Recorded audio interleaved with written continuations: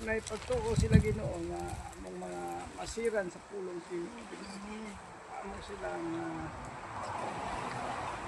dating ni Lord na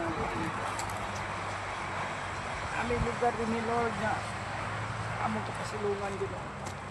Diin kami maka-ministry, padako sa imong gingharian sa yuta.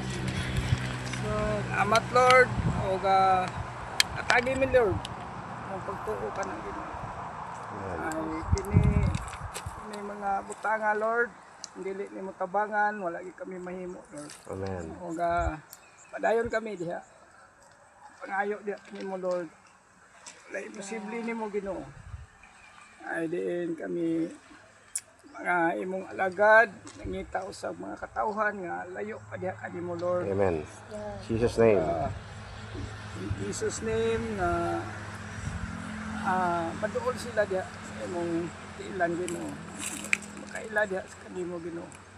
Amat Lord, og dalaygon ka sa walay katapusan sa pangalan Ginoong Hesus. Amen. Amen.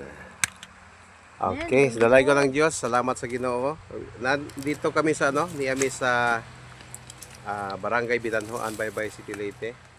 Okay, nag-pray mi diri para sa bulaton nga i-provide sa Ginoo din napita. Ang mga bulaton kinahanglan gyud ampuan kay ang atong kalibutan kinahanglan pagampo.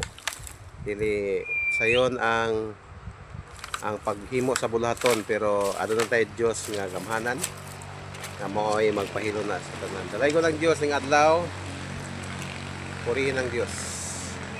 Amen.